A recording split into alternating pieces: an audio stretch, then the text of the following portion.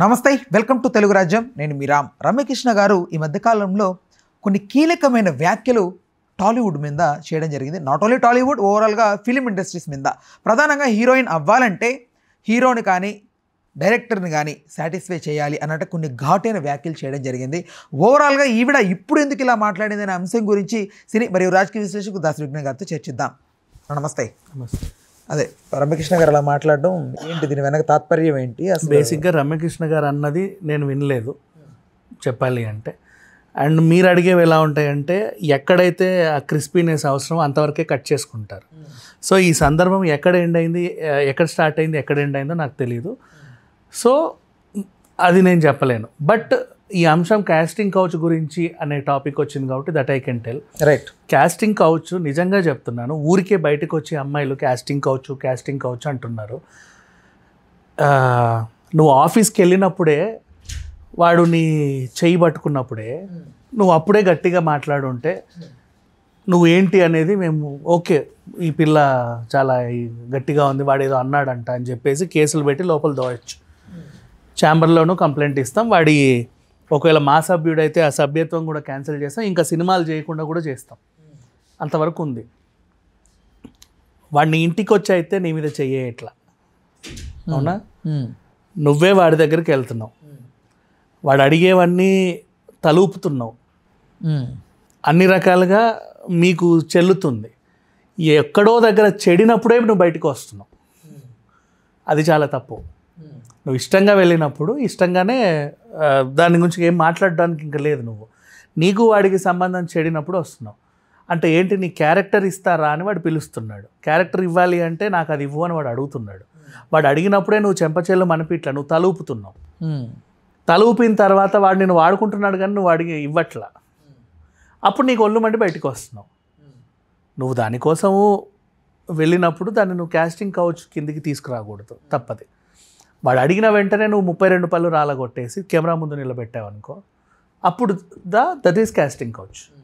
నువ్వు ఫోటోలు పట్టుకెళ్ళినప్పుడే అమ్మ 2 మంచి క్యారెక్టర్లు ఉన్నాయి, ఒకటి వదిన ఒకటి హీరోయిన్ ఫ్రెండ్, ఈ రెండిటికి మీరు సెట్ అవుతారు, రెమ్యునరేషన్ కూడా బాగానే ముట్ట చెబుతాం, కాకపోతే అని గోకుతాడు.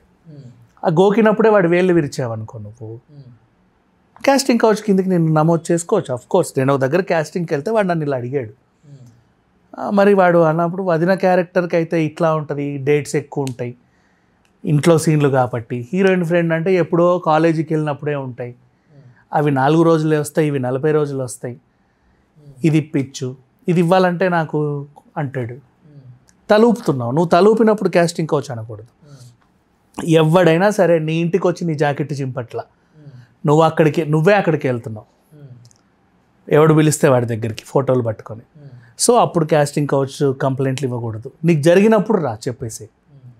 ధైర్యం లేదు అన్న ఇట్లాంటి తోటకూర కబుర్లు చెప్పొద్దు, ధైర్యం లేదని. ధైర్యం లేకపోతే వాడు అడిగినప్పుడు నువ్వు ఒప్పుకోవు, అది ఇంకా పెద్ద ధైర్యం అది.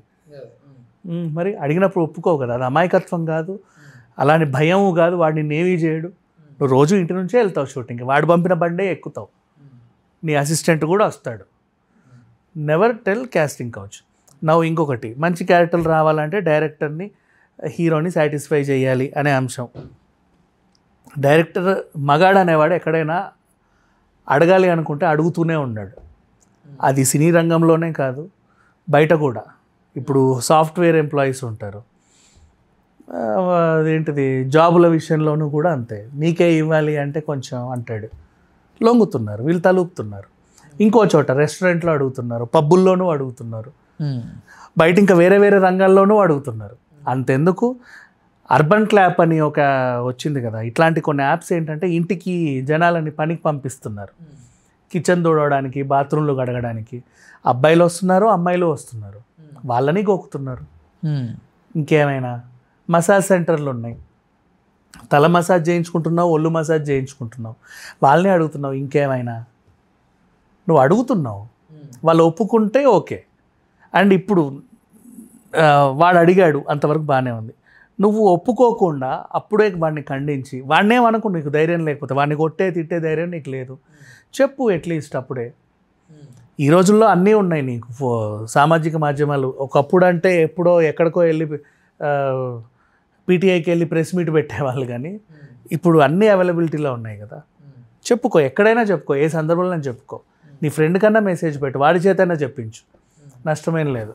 సో ప్రతిదాని కాస్టింగ్ కౌచ్ అంటే నేనైతే ఒప్పుకోను. వై? బికాజ్ నీ ఇష్టం లేకుండా ఎవడు నీ మీద చెయ్యడు, అది నేను నమ్ముతాను. రైట్. ఎందుకంటే నువ్వు పిలిస్తేనే అక్కడికి వెళ్తున్నావు, వాడు అలా అడుగుతున్నంతసేపు అక్కడే కూర్చుంటున్నావు, వెంటనే వాడు మొహాన అదేంటిది టేబుల్ ఇసిరేసి రావట్లా, నువ్వు ఆలోచిస్తున్నావు అక్కడ కూర్చొని, ఓహో అవునా అంటే ఇంకా వేరే ఆప్షన్ ఏం లేదా, ఇవన్నీ నువ్వు ఎందుకు ఆలోచిస్తావు? రైట్. అయితే ఇప్పుడు ఇక్కడ ఇంకొక సీనియర్ యాక్ట్రెస్ ఆవిడ, సో జయసుధ గారు కూడా ఏదో 3వ పెళ్ళి చేసుకోబోతున్నట్లుగా, 63 ఏళ్ళ వయసు ఉన్న ఆవిడ. ఏంటి అసలు ఏం జరుగుతుంది ఓవరాల్గా ఈ సీనియర్ యాక్టర్స్? 1 సెకండ్. ఒకవేళ జయసుధ గారు నిజంగా పెళ్లి చేసుకోవాలి అనుకుంటే అది ఆవిడ పర్సనల్, ఆవిడ ఇష్టం. 63 ఏళ్ళైనా 70 ఏళ్ళైనా 80 ఏళ్ళైనా వాళ్ళకు తోడు కావాలనిపించుకున్నప్పుడు పెళ్లి చేసుకోవడంలో తప్పు లేదు. పెళ్ళి అనే పదాన్ని ప్రతిదాన్ని సెక్షువల్ ఇంటర్కోర్స్తో ముడిపెట్టొద్దు. వాళ్ళు ఇంకేదో శారీరక సుఖం కోసమే పెళ్లి చేసుకోరు జనాలు. మనిషికి మనిషి తోడు కావాలనుకున్నప్పుడు కూడా పెళ్లి చేసుకుంటారు. ఇలాంటివి పలు సందర్భాల్లో బోల్డ్ సినిమాలు కూడా వచ్చాయి. ఇప్పుడు ఫర్ ఎగ్జాంపుల్ కంచర్పాలెం సినిమా, ఆ వయసులో వాళ్ళిద్దరికి పెళ్లి, మరీ పెద్ద వయసు ఏం కాదు, 40 అయినా కూడా వాళ్ళు అనుకుంటారు ఆ సినిమాలో, ఈ వయసులో ఒకటవుతున్నాం అంటే ఏదో శారీరక సుఖం కోసమో దేనికో కోసమో కాదు, ఒక తోడు కోసం అంతే. జస్ట్ అట్లా అనుకునే వాళ్ళు కూడా ఉన్నారు. సో ఇన్ కేస్ ఈ వార్త నిజమైతే నాకేం అనిపించలేదు, అది ఆవిడ పర్సనల్. అంటే పర్సనల్ ఏంటంటే ఇక్కడ పబ్లిక్ డొమైన్లో ఉన్న వీళ్ళు సెలబ్రిటీస్గా అది పర్సనలే, బట్ కాకపోతే పబ్లిక్ కొంతమంది డిస్కస్ చేసుకుంటూ ఉంటారు కదా, వాళ్ళకంటే ఏంటి వాళ్ళకి పని లేదు, డిస్కస్ చేసుకుంటారు. ప్రతి ఒక్కరికి అన్నీ కావాలి, ఆరాలు అరుగు మీద కూర్చున్న అమ్మలక్కల ముచ్చట్లు అవి వాడికి కావాలి అంతే. వాళ్ళు పబ్లిక్ డొమైన్లో ఉంటే వాడి పర్సనల్ నీకెందుకు? అంటే చాలామంది ప్రశ్నిస్తుంది ఏంటంటే కొడుకు పెళ్ళి అయిపోయింది, సో కొడుకు పెళ్ళి అయిన తర్వాత కూడా మళ్ళీ ఏంటి ముందన్నా కొంచెం యాక్చువల్గా చెప్పాలంటే వాళ్ళ ఆయన ఎందుకు ఆత్మహత్య చేసుకున్నాడో ఆవిడకి కూడా తెలియదు. ఆయన ఆత్మహత్య చేసుకుంటాడని మాత్రం ఆవిడకి తెలుసు. ఎందుకంటే వాళ్ళ మెంటాలిటీస్, వాళ్ళ ఇంట్లో అక్క చెల్లెలు కూడా, ఆ హస్బెండ్కి సంబంధించిన అక్క చెల్లెలు కూడా ఇలాగే ఏదో పలు సందర్భాల్లో స్ట్రెస్కి గురైనప్పుడు సూసైడ్లు చేసుకున్నారు. సో ఆయన కూడా ఎందుకు చనిపోయాడో ఆవిడకి తెలియదు. అలానే ఆయన చనిపోయిన తర్వాత ఆవిడ ఒంటరిగా ఉండాలనుకున్న ఆవిడ పర్సనల్, ఆవిడ పెళ్లి చేసుకోవాలనుకున్న ఆవిడ పర్సనల్. వాళ్ళ గురించి మనం మాట్లాడదు. ఇప్పుడు మన పిల్లము రంగురంగుల జాకెట్ వేసుకుందని చెప్పి ఊరంతా మాట్లాడుకుంటే మండదు మనకి? ఎవడరా నువ్వు మాట్లాడుకోవడానికి అంటే? పిల్లం కూడా పబ్లిక్ డొమైన్లోనే ఉంది, అంటే జాకెట్ వేసుకొని బయటకే వస్తుంది, ఇంట్లో లేదు కదా, అది కూడా పబ్లిక్ డొమైనే. మరి వాడు కామెంట్ చేయొద్దు అని మనకున్నప్పుడు సెలబ్రిటీల గురించి కూడా మనం మాట్లాడకూడదు. రైట్. అయితే ఇప్పుడు ఆవిడ ఈ పెళ్లి చేసుకుంటే ఇఫ్ ఇన్ కేస్ ఇది జరిగితే ఇప్పుడు లైక్ క్వశ్చన్ చేస్తారు కదా బయట, అంటే ఇప్పుడు గద్దర్ అవార్డ్స్కి సంబంధించి కానీ ఇండస్ట్రీకి సంబంధించి ఆవిడ ఒక పెద్ద రకంగా ఉన్నారు. సో దాన్ని అదే దేని క్వశ్చన్ ఇప్పుడు ఆవిడ ఎందుకు సరే చేసుకుంది, ఎందుకు చేసుకోవద్దు చెప్పు? ఎవడాడు అడిగేది? వాడు అడిగేవాడు ఎవడు? ఫస్ట్ ఆఫ్ ఆల్ 32 పళ్ళు రాలగొట్టకు ఎవడు వాడికి ఏం హక్కు ఉందని అడుగుతాడు, ఏ ధైర్యంతో అడుగుతాడు? అంటే ఇప్పుడు సమాజంలో ఇలా, సమాజంలో ఏంటి సమాజం? ఎవడిది సమాజం? వాడిదా సమాజం? వాడు పుట్టించాడు ఆ సమాజం, వాడు ఎలా బతుకుతున్నాడు, ఈవిడ అలాగే బ్రతుకుతుంది సమాజం. అంటే ఎవరు క్వశ్చన్ చేసేదాన్ని కూడా లేదు. ఎందుకు క్వశ్చన్ చెయ్యాలో? చేయాలని లేదు, సరే ఎందుకు చెయ్యాలో చెప్పు, దేనికి అడగాలి?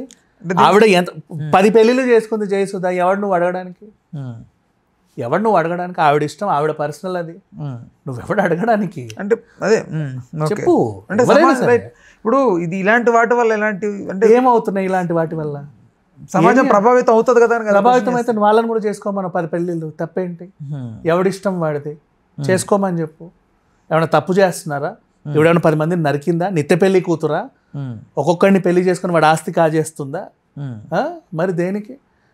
ఆవిడేదో అసలు నిజంగా చేసుకుందో లేదో తెలియదు, మనం ఇంత డిస్కస్ చేసుకుంటున్నాం అంటే బలంగా వస్తున్నాయి వార్తలు ఇవి. ఇన్ కేస్ ఒకవేళ నిజంగానే ఆవిడ చేసుకున్నారు, ఆవిడ పర్సనల్, అది ఆవిడే పెళ్లి చేసుకుంటే వీళ్ళకెందుకు అవసరం ఏంటి? వీడెవడు క్వశ్చన్ చేయడానికి? ఆవిడ ఏ డొమైన్లో ఉంటే వీడికి ఎందుకు? రైట్. ఓకేనా, thanks for the time, thanks for information. Hello, Telugu రాజ్యం ఛానల్ చూస్తున్నారా? సామాజిక, రాజకీయ, జీవన చిత్రణే తెలుగు రాజ్యం. అతిశయోక్తులు, అసత్యాలు ఉండవు. రాజకీయ కోణం కాదు, ప్రజా కోణమే కొలబద్ద. తెలుగు రాజ్యం వీక్షణ మీ ఉత్తమ అభిరుచికి నిదర్శనం.